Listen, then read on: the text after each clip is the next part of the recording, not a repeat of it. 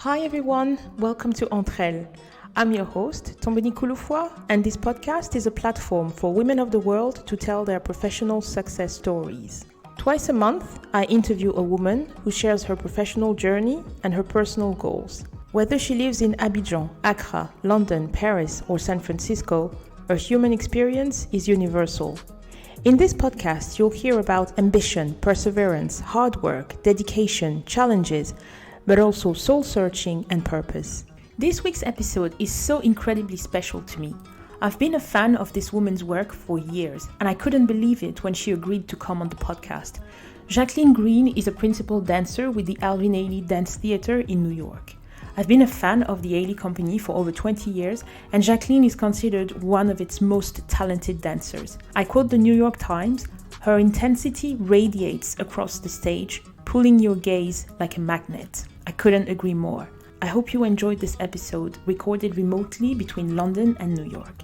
Hi Jacqueline, welcome to Entre-Elles. Hello, thank you for having me. I'm so happy to have you on. I'm still pitching myself that you're my guest today. You are a principal dancer with Alvin Ailey Dance Theatre. I was saying in the introduction to the episode, I'm a huge fan. I've just told you also. I've seen you on stage in Paris and in London several times. So this really feels like a privilege. So I'm very grateful that you accepted my invitation.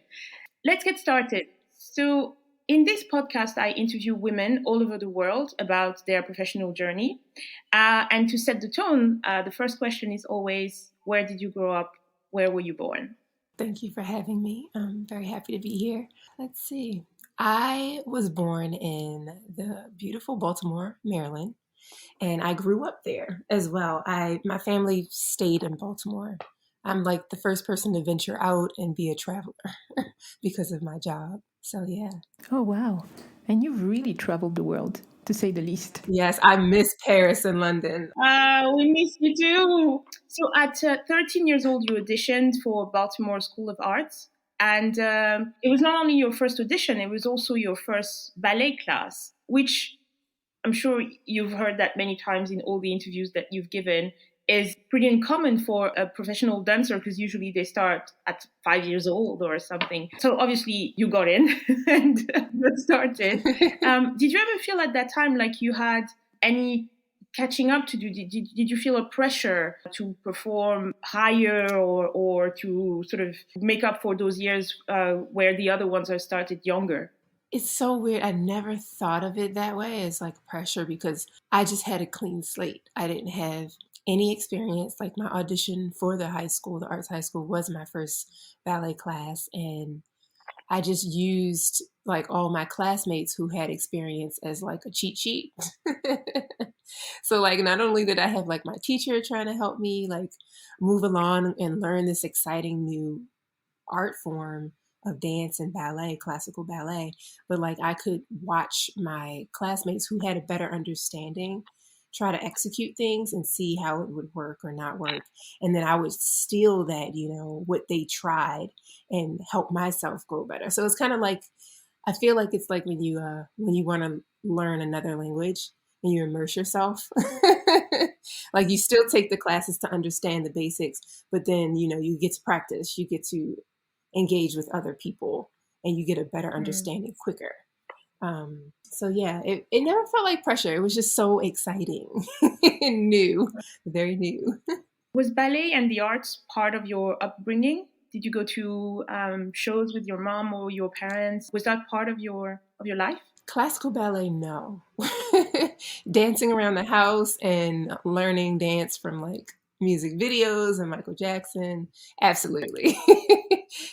Dance was a big part of like, my family's culture, and ballet was something very like far left, like very different. So, I remember going with my mom and looking at ballet slippers for the audition at Payless, which is like a shoe store here in America it's not necessarily a dance store at all, but they had ballet slippers. And that was the only place we knew that we remember seeing a ballet slipper or tutus or leotards or whatever. And that's where we went to get my first pair of ballet slippers, a regular old shoe store. You made your way to the Alvin Ailey dance theater through the Ailey Fordham BFA program, which I had to look up because I had never heard about this program. So tell me if this is correct, but it's a partnership between the Ailey School and Fordham University, where you graduate with a Bachelor of Fine Arts degree, and it combines dance and liberal arts education during a 4-year program. Yes. I remember first hearing about the Ailey Fordham BFA program, and it was exactly what I wanted. They would, market it as the best of both worlds because you were able to get the full dance training experience, but also have like your full college experience, which seemed like, oh my gosh, it's two very intense things, but you literally are like, well, I want both. And it's the best of both worlds because that's what I was looking for when I was considering colleges. I knew I wanted to go to college, and I knew I wanted to continue dancing because I wanted to be a dancer. And the Ailey Fordham BFA program was perfect. Fordham University gave me great academic classes, and allowed me to get my degree. And the Ailey School gave me great dance training, and it was affiliated with a dance company that I was very much interested in. So I got to like go to my classes, and then every now and then it would be like a little sweet surprise when a company member would come and take class with you, and you would just stand over there and be in awe. So it was really like, this is exactly where I want to go. That's amazing. So does that mean that it's really the anti-chamber to the company, or do people attend this program even to go and dance for other companies afterwards? It prepares you for anything that you want to do. The graduates go literally everywhere. Like we have some people who've been in the school that have danced for Beyonce, that have gone to Broadway, that have gone to be actors and actresses, to go on and be in the main company, Alvin Ailey American Dance Theater. So it really prepares you for so many things. And I think that's like the art form of dance too, but the training at the Ailey School was just amazing. Now the main company and the second company, they like to draw from the school. So like the second company will draw from students in the school because the second company is like an internship. It's like a stepping stone to becoming a professional dancer. I did 1 year with the Ailey too during my senior year, actually in university, which was very interesting because I'm in Paris or I'm in like Germany, England, and I still have to write my papers and correspond with my professors. So I did that. And then at the end of my senior year, just 1 year at Ailey 2, I got promoted to the first company. And the first company does like to pull from the second company because, we get to perform ballets like Revelations. So getting into the main company is not that much of a stretch because we already are familiar with Mr. Ailey's works. But there have been cases where, the main company will pull from people who have not gone to the Ailey School. So it's really just about talent and determination and storytelling and the art. Yeah, so I went straight from the audition to the Baltimore School for the Arts to Alvin Ailey, but clearly you loved it right away. And then during those years, what was it like for you? Were you going to school every day and then straight to ballet afterwards? How much space was it taking into your life at that point? In high school, it was such an interesting experience that would actually set me up for the rest of my life. When I first got into the school, we would come in, the day was split in half. Because, if you're dancing, you want to stay warm and then you can do like your academics and sit down. So the first half of the day, I would spend like 4 hours dancing, ballet class, modern class, partnering, point, variations, all the things, every day, Monday through Friday.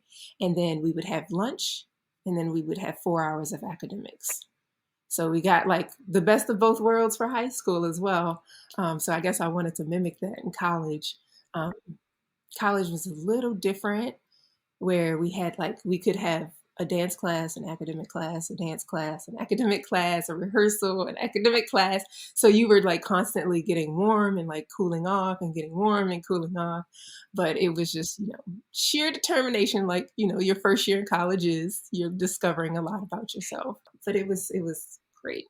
when you talk about it that way, what I imagine is something like Fame. Uh-huh. I imagine like a Debbie Allen being your headmistress or something, and being the one who tells you this is what you have to do, and who's then showing you these new amazing choreographies. Maybe I'm projecting there, but No, it was very much that. I feel like that's the case with art schools. Like, Fame was very exaggerated, but there were definitely times where we're like singing and dancing in the cafeteria. The vocalists walking down the school hallway like all the time, especially if it's like opera season. You just hear like, oh, and you're in chemistry, like, what? So it's very much like Fame.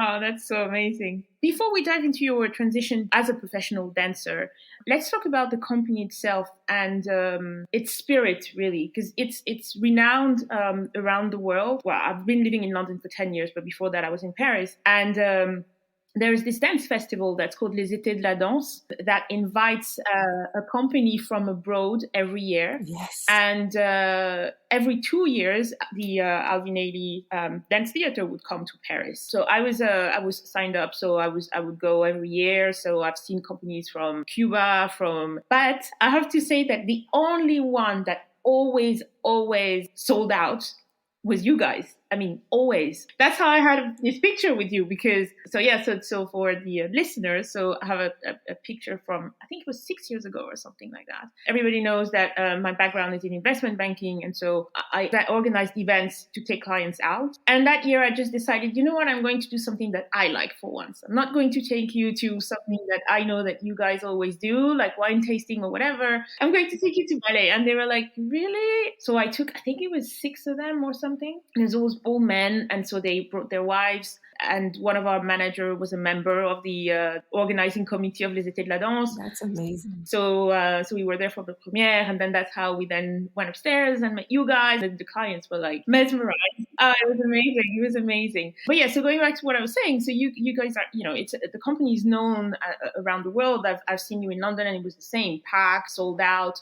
But it's not just dance, right? That's what's fascinating about it. And that's why every time you take someone new, it's always more. It takes them, in a different place. Why do you think that is? And what does Alvin Ailey represent for you as a dancer? One of the reasons I was attracted to the Alvin Ailey American Dance Theater was because of that very thing, like that thing that each person has their own like definition of.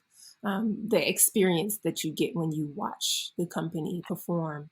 I like to say that dancers with the Alvin Ailey American Dance Theater, past, present, future, are divine storytellers. It's like, yes, we have dance, we have the language of dance, but not everybody knows an arabesque or a plie, but you have to make an arabesque or a plie mean something. So that means intention is storytelling behind the dance to give it a meaning, to make people out there who can't necessarily identify the steps, but they can identify with the feeling. And that feeling will take them through a journey and stay with them. You never leave thinking, oh my God, her leg pointed so far to the right of the stage. It's like, no, oh my God, she just made me like feel at peace, or she brought me so much joy, she or he. And that's what is more important to me, and what I saw when I first saw the Ailey Company, and why I wanted to join, and my mission as a dancer within this organization, and as a dancer and an artist myself. And Mr. Ailey, I believe, I was born after his death, but like within the same month, in December '89. But I feel like I know him so much through his choreography.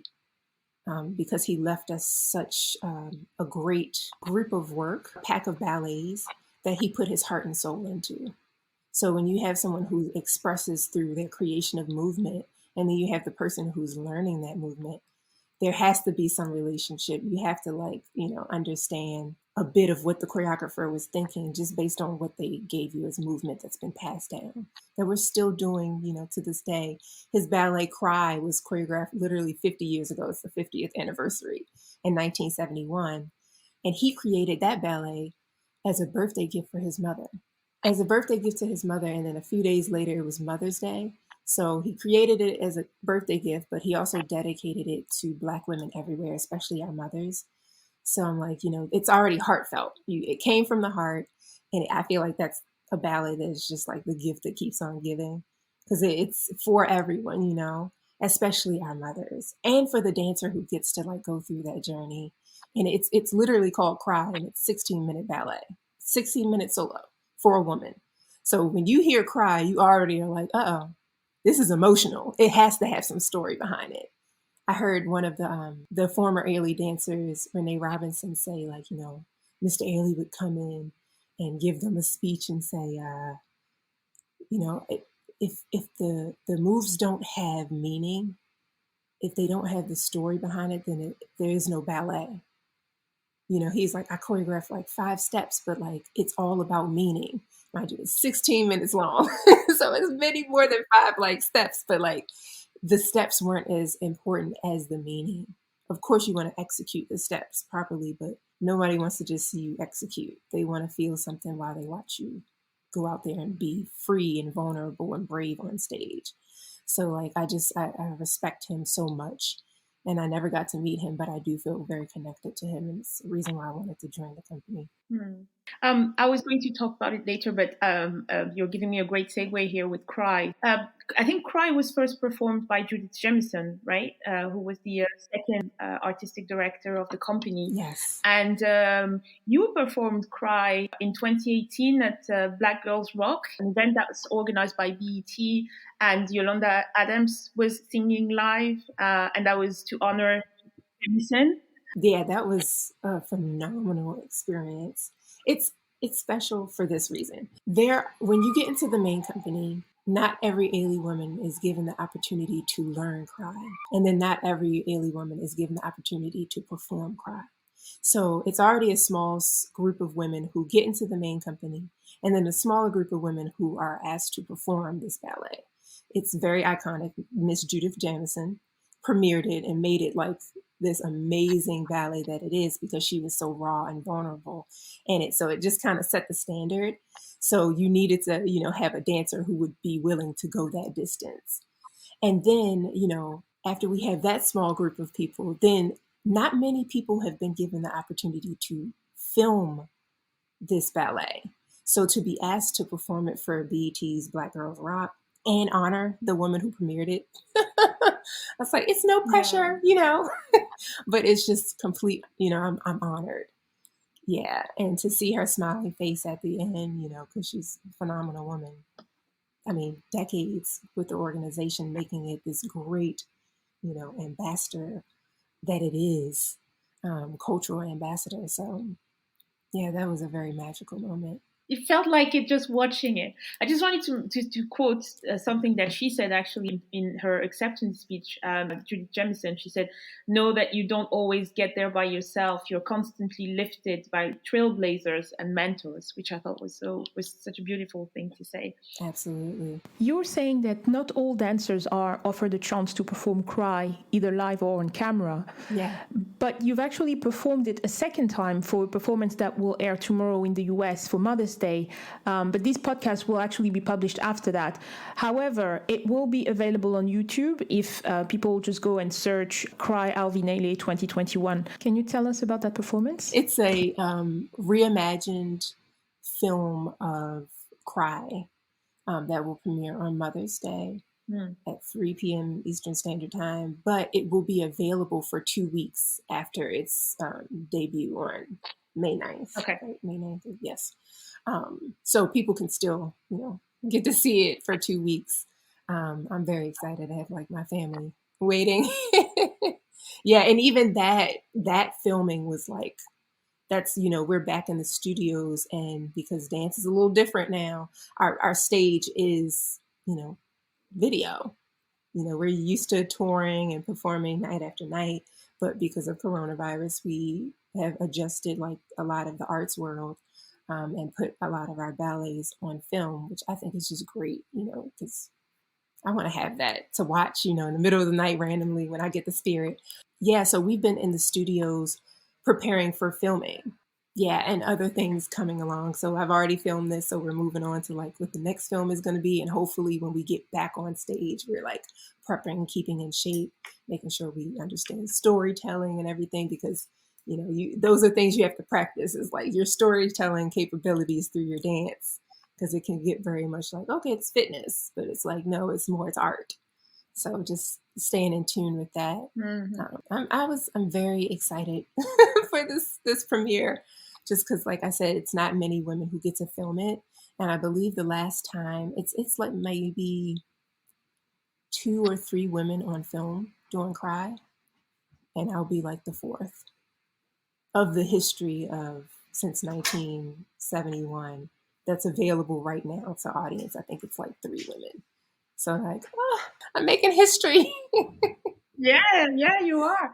I think I've seen you perform Cry in, I'm trying to remember if I think it was in Paris. Being an Alvin Ailey dancer, it requires to be a lot more versatile than any other company that I have seen, because you have to have ballet skills, but also, some of your pieces are hip hop, others are, sometimes you dance on drums. How does one approach that? And I saw an interview where you were saying that in your first year, I think, in the company, you were asked to perform in a hip hop piece.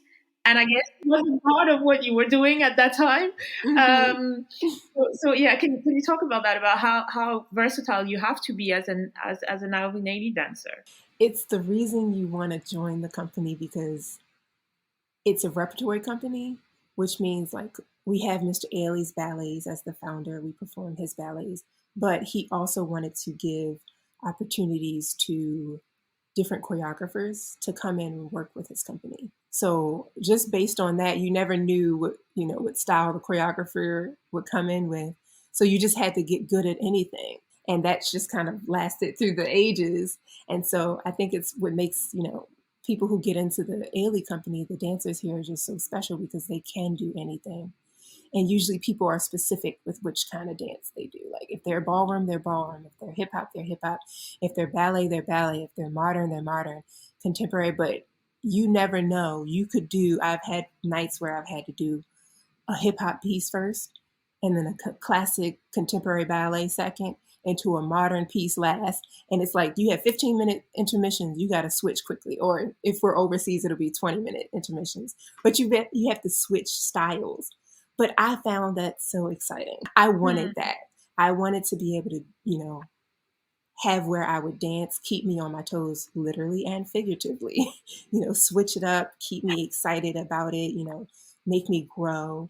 My first year in the company, I did have to perform a hip hop ballet called Home by Rennie Harris. And like I said, when I started in high school, like I was dancing around the house, yes, and I started in high school, and ballet gave me this upright posture, which I love. And I didn't necessarily go and do like hip hop social dance. So when I got in the company, I'm like, oh my God, I have not really taken a hip hop class, and I'm low key the lead in this hip hop piece, one of the leads. And I'm like, oh man, okay, well you're a dancer, you're from Baltimore. You grew up dancing in your house. You can pull from certain experiences. And it was, hip hop comes from social dance, from the people. So like I had it in me anyway. It's been codified and it's been given, steps have been given names and things, but it essentially came from the people. So I drew from that and, was comfortable within that as I performed the piece. I love that piece. It does connect me from home, and it's fun, fun for us, fun for the audience. But yeah, that's why I love the Ailey dances, because they can literally do anything. Yeah, you can indeed. It's funny that you're mentioning Rennie Harris, because I think one of the last pieces that I saw of Ailey here in London was Lazarus. Yeah, I loved it, and the costumes were amazing. It was so colorful, and I loved it. That's a special ballet right there. 60-minute hip hop. We've never actually done, well, I haven't done, and I don't think the company in its history has done a work that is 2 acts. So like we usually have our performances split up into 3 ballets, and then we have like 2 intermissions. But this ballet was 60 minutes split up with an intermission. But during the intermission, it was music that kept going through the intermission, so you stayed connected, which was very different. And I had never had so much storytelling through hip hop. And it was like, the storytelling was like through the ages. So, we would go on stage and do one era or decade or something. And then when we left the stage, we had to hurry up and quick change and get into the next era. And it would be a different fashion statement until we got to like present and future. And it was just exciting, like all the elements. Oh my gosh, so many elements, so many moving people, so many people in one cast too. Like it's just, you see us on stage, but if you look in the wings or behind, people are running around, there are costumes everywhere. And then we get on stage and it's like, calm, we're here, we're just dancing, nothing happened. Meanwhile, you had like 3 seconds to change out of this shirt to put this one on. I love the hustle and bustle of that too. That's very exciting to me. So Robert Battle, who is the current artistic director of the company, talked about you there was an article about you in the New York Times, and I'm sure you read it and you know that you know the quote. So mainly sharing it with the audience. But he said of you, to me, she represents what survives our ancestors. She has that goddess queenly quality just in her cheekbones. You do have amazing cheekbones. There's something about her that feels like something from the past, like the strength and the survival of so many strong Black women that came before. And I felt like that connected to what you were saying earlier about that sense of legacy, right? And there's this notion that it's not just the art form. There's that storytelling and the history, the mentors and the trailblazers, and that's all part of what you guys are able to share with us when you're on stage, which is pretty amazing. That's what we aim to do. So if it comes off, it's like affirmation. Let's talk a bit about Revelations. So Revelations is considered Mr. Ailey's signature piece. I saw an interview where Gayle King was saying that she saw it 5 times. I was like, I've done more than that. For people who don't know what Revelations is, how would you describe it? And how do you feel about it? What was it like? Because you were saying that you started performing it when you were still, before you joined the company, right? So 1, how would you describe it? And 2, what was it like for you? So growing up, knowing about dance, Alvin Ailey American Dance Theater was like, this is back in high school, and I'm learning about all the dance, like the choreographers, the companies, everything. And I learned about Alvin Ailey in the Alvin Ailey American Dance Theater. And of course, as soon as you learn about Mr. Ailey, you learn about Revelations. And he choreographed it in 1960, and he choreographed it as a part of his Blood Memories, which is, again, like I said, he puts his heart and soul into it. And it's his blood memories from growing up in rural Texas. And it's comprised of 3 sections: Pilgrims of Sorrow, Take Me to the Water, and Move Members Move. And so Mr. Ailey's experiences, you really just can see within the ballet. The first section is about, sorrow and overcoming and being low and weighted. And then the second section it's the baptism scene, which is like reborn, refreshed, new life, where a couple is baptized, and there's a whole dramatized baptism happening within the scope of dance, where you see the umbrella woman, you see cloth, you see someone running around with a twig on stage. My favorite role in the entire ballet is the umbrella woman. Just want to throw that out there. She is like the one who leads and guides them to this rebirth. So you go from sorrow to like rebirth, refresh, like springtime, like awakening. And then the third section is introduction of joy and hope. So it really takes you from sorrow to like hope of the future and joy and promise, which is, it's a cycle of life, right? And although it's Mr. Ailey's memories, many people who aren't American, who aren't Black, who aren't of the same sexuality, same background, they can relate to that story of sorrow to hope and joy. So I think that's why it resonates with people globally. You might not know the same language, you might not know rural Texas, but you understand the intention and the divinity and the feeling behind it. And it gives you that sense of hope, no matter where you're from, no matter who you are. And it's a special experience for each person.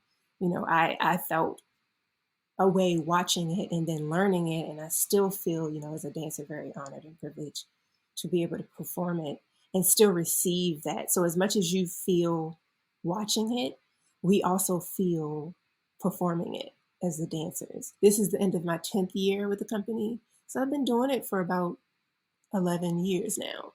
And it still feels new every time you get out there and you do something, because there's so many elements that are new. So, the cast, I think it's 9 couples, 18 people every time we do Revelations.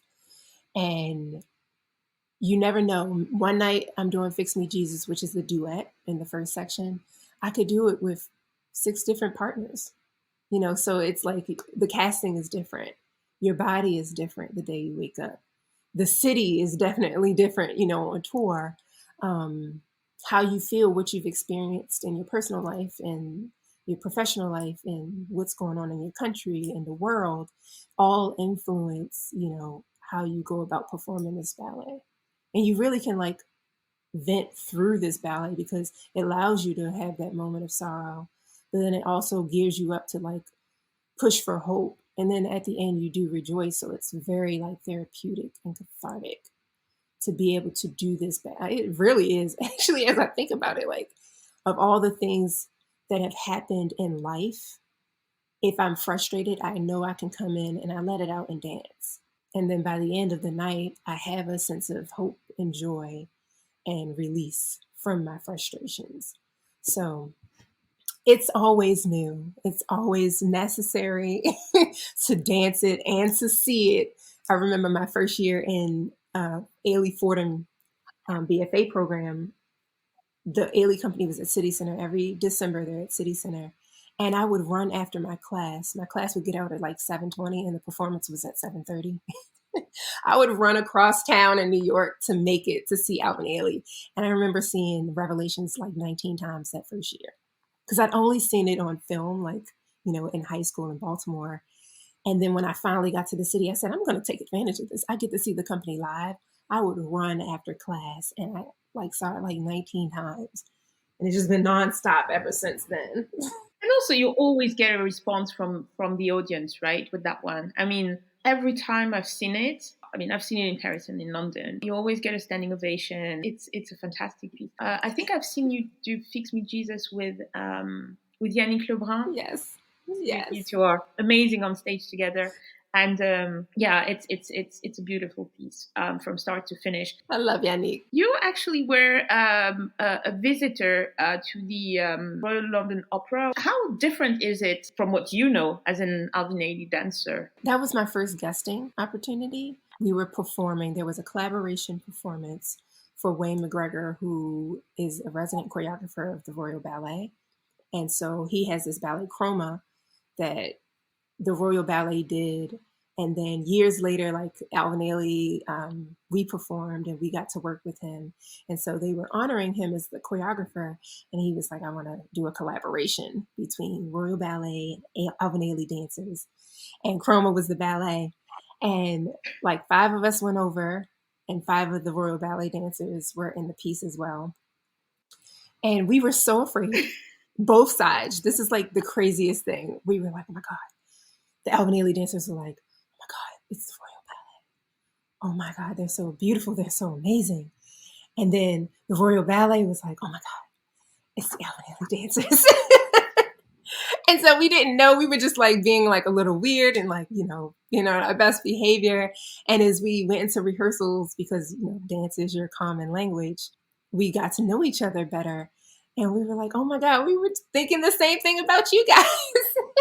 And we were just so excited to perform together after the few weeks of rehearsal.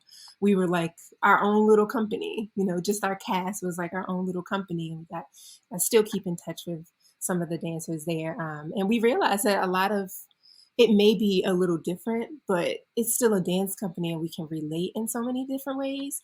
They do have, rankings of, you're a core member or you're a demi-soloist, principal. We don't rank that way. We're ranked based on seniority, how long you've been in the company. But we will say, I am a principal dancer with the Alvin Ailey American Dance Theater based on the roles that I get. And you kind of we have people move their quote unquote rankings up based on like the opportunities that you get and your maturity within the company. Because I came in my first year, I was not a principal. I came in and learned the core roles and was given, they gave me more opportunities and trusted me with different ballets. And then I would grow within that. And then they started giving me more. And that's how, you become like a principal. It's like they can trust your maturity and your technique and your ability to execute. So the principals, Ailey, were dancing with the principals there. And so we all kind of had similar stories. And like, when they go on tour, it's different from how we go on tour, but we go on tour, and our bodies might feel different based on different ballets and stuff. So it was just nice to like talk to people outside of our own company that had similar things going on. We all try to sign up to get physical therapy, if something's going on. It was nice to relate to someone that had a different institution. So based on what you just said, does that mean that everyone at Ailey will at some point progress to a principal based on maturity in the company? It depends on the opportunity and the readiness of the dancer. Maybe not all people. And it also depends on how long, you decide to stay. Some people are like, oh, I want to stay. And they do for 1 year. You're not going to be like, principal after like 1 year, unless you're that kind of dancer, but it just really just depends on the individual dancer. Okay. Let's talk about 2020. An interesting year, to say the least. Yes. Obviously, Alvin Ailey is a company that's different from the others also through the lens of the diversity of its dancers, right? Especially at this level of fame around the world. Let me ask the question this way. Do you think dance is political? Yeah, I do. It's a broad statement. It can be political in different ways, different aspects, different factors. Like, I think it's political that the Black man that is Alvin Ailey decided to create a dance company around the civil rights movement. He was like, he may not have been much of like a protester or someone to do a sit-in, but he's like, I can create movement that will make people think. So he created a dance company in the civil rights movement, and he hired dancers who would not have been given the opportunity, dancers of color specifically, who would not have been given the opportunity to dance with the current dance companies that were established by our fair brothers and sisters. And he not only just left it to, African Americans, he left it to any dancer, who had something to say. If you look back on the photos of the company, it's very diverse. You have Asians, you have African, you have South Americans, you have Europeans, you have like Black, you have the spectrum, Spanish people, like everybody has something to say, and he gave the opportunity. And that's just the dancers. Like I said, like he brought in choreographers who otherwise would not have been able to choreograph on certain companies because of the skin color or sexuality or what have you. So he gave opportunities for dancers of color, different dancers, not just color, sexuality, everything, and choreographers, which is already political because like he will create ballets. Like he created a ballet, one of my favorite ballets, Masakela Langage, which was about South Africa's apartheid. He's like, maybe I can't go to South Africa and do something, but I can spread the word through my art form. And it's very dark and it's very in your face, but it gets you thinking, and that's what art is supposed to do. It's supposed to evoke something in you so that you feel the need to do something, and you learn about it. You want to educate yourself further.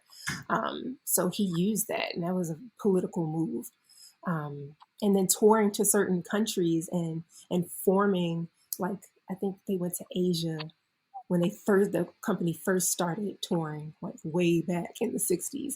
They went to Asia and they took Revelations. They took these ballets that had the Black experience in America, and they presented it to this whole different culture and just educated and showed, people could relate. So I think dance can be very political, and I hope it is, because we need people to change and think, to learn about other people. And on that basis, obviously, 2020 was, a year of reckoning, as it's been called, with the Black Lives Matter movement, the murder of George Floyd, the shockwave that it sent around the world, where other countries also sort of picked up and had their own demonstrations. Being part of this cohort of really diverse dancers, how did you all receive this, and did it have any sort of impact on you?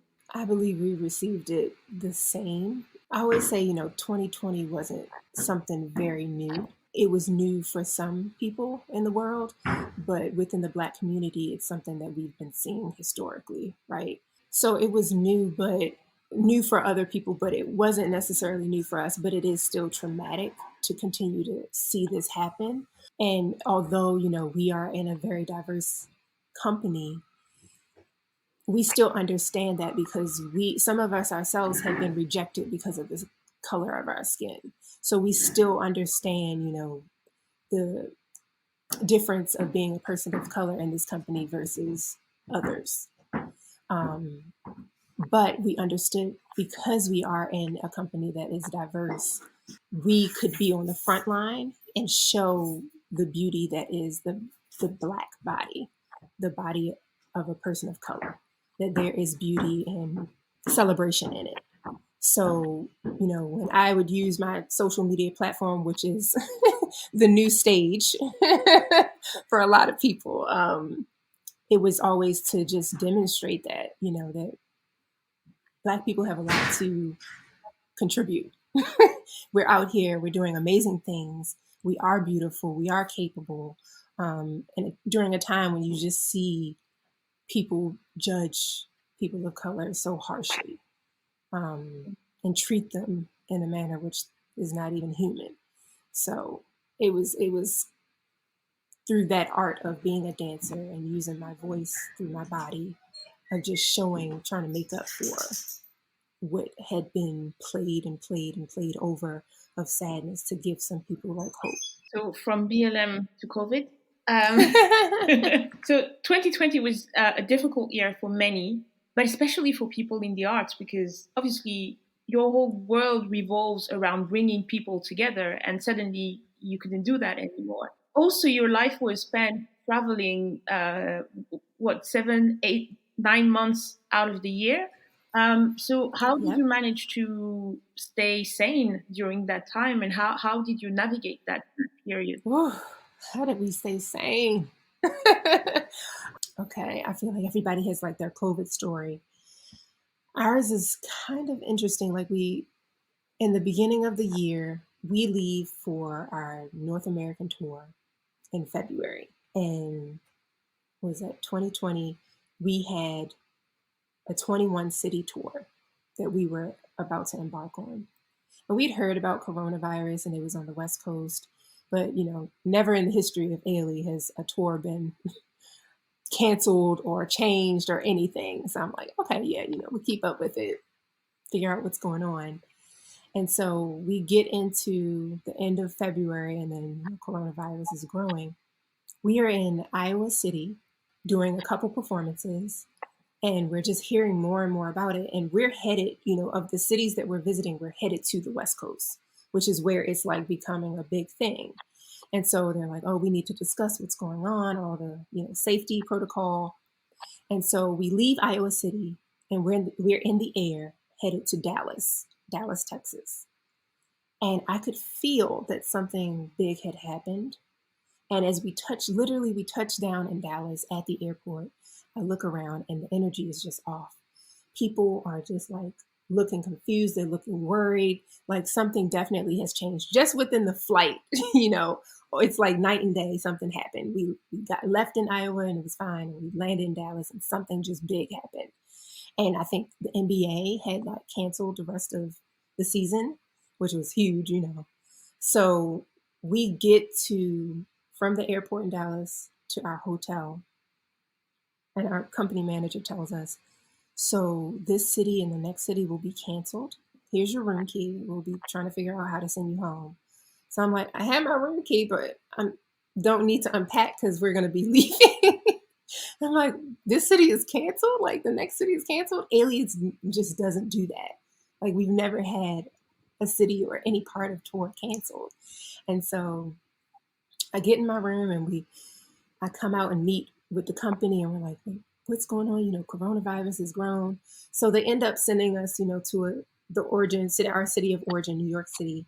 I came to Chicago actually because my fiance is from here, and I just left Chicago like before Iowa City.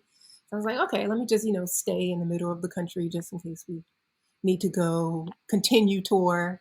So crazy to think about that now. Came back here, was very happy. I was with family and my babe. And the longer we're there, we're like staying put in quarantine before they even said like quarantine. We just realized, oh, more cities are being canceled. The rest of the season is canceled. The rest of the tour is canceled. Oh, coronavirus is something real. Like, it's big. So like in the beginning, while I was here, I was still, you know, here trying to keep in shape, rehearsing, taking dance classes. And then, you know, it just kind of set in that we don't know what's going to happen. So like I had to make a schedule for myself. I went from being prepared to perform every night, going to different cities, you know, being in my tour body, my dance professional performance body, to having to sit down and stay in one place and not have like the space of a studio or a stage.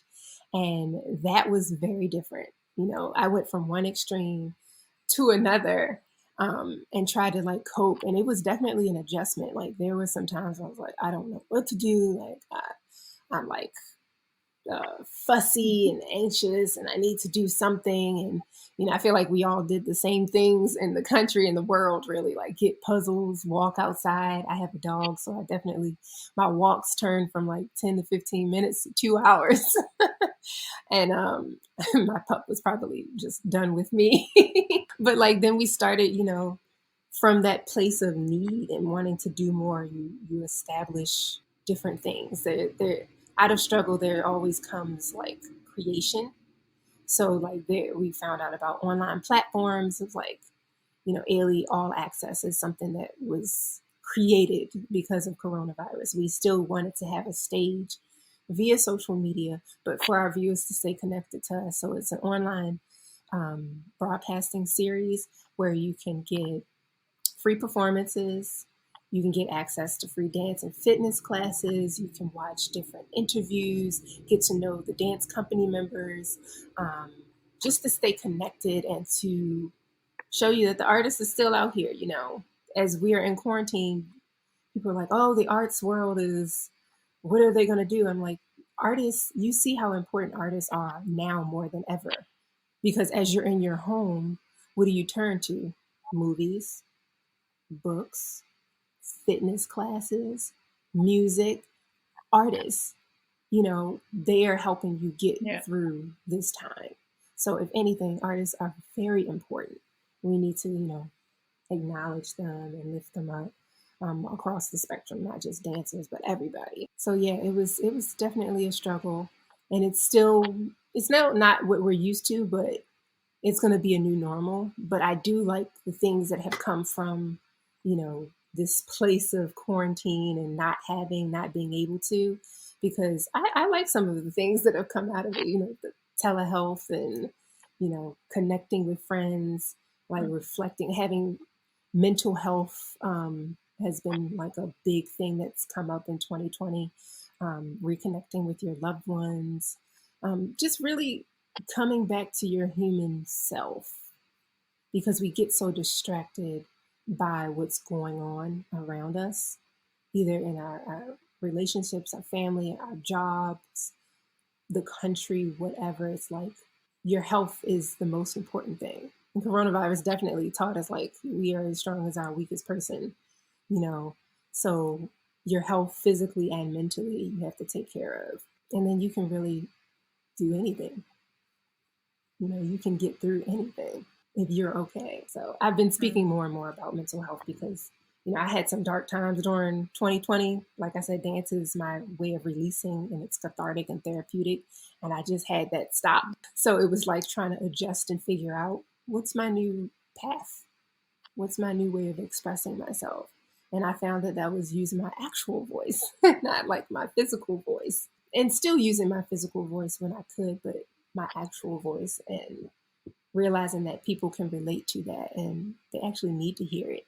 It makes them feel like they're not alone. And that kind of filled me the same way that dancing filled me. Because I think at the end of the day, I just wanted to affect people's lives in art and what I was doing with dance, but I was also able to do that in other ways. And it made me see that. It was an enlightenment. 2020 had its things, yes, that we didn't like, but we all grew and learned from it. Yeah, we definitely grew and learned. That's for sure. No, and as you were saying, you found a creative way to share your art. For instance, there's a lovely video on your Instagram. I invite everyone to go and take a look. It's a video of you and Yannick Lebrun. Like I said, I think you two are a match made in ballet heaven. And it's a video where you performed Mr Ailey's Pas de Duc. You're on top of the Woolworth Tower in New York City. Oh, yes. It is so amazing. It's so beautiful, and the way it's filmed. It's go see that video. I was so happy to be in a big space, dancing, performing, even if it was for film. I was like, this is a performance. Yes, I'm so excited. Get me out there. The one thing is, I'm afraid of heights, so that was interesting. That was interesting, but I was determined. Of course. Oh no, that is so beautiful. I mean, I think all of your work is beautiful, but yeah, that was great. Yeah, and I think also, as you were saying, I think the one of the positives that came out of it is also that we've all had to find different ways of connecting with each other, of sharing, and that's the perfect illustration of that, because I don't know if you would have done that in normal times, right? Right. So we're getting to the end of this conversation. What are you looking forward to? We were talking before we started recording about getting our vaccine. So you got your first jab. I'm getting mine tomorrow. It's the new conversation that we all have with each other, right? Yes. What are you looking forward to now that it seems that we're getting on the other side of this, hopefully? I'm looking forward to traveling. I've always loved traveling, and my job lets me travel and dance, which is just great. We are called cultural ambassadors because we spread the culture of America globally, and it is an education through the dances, through revelations. And Mr. Ailey was really great at doing that, taking history and putting it into a ballet, and like taking that on the road globally so people can learn more about our culture. So we are like cultural ambassadors.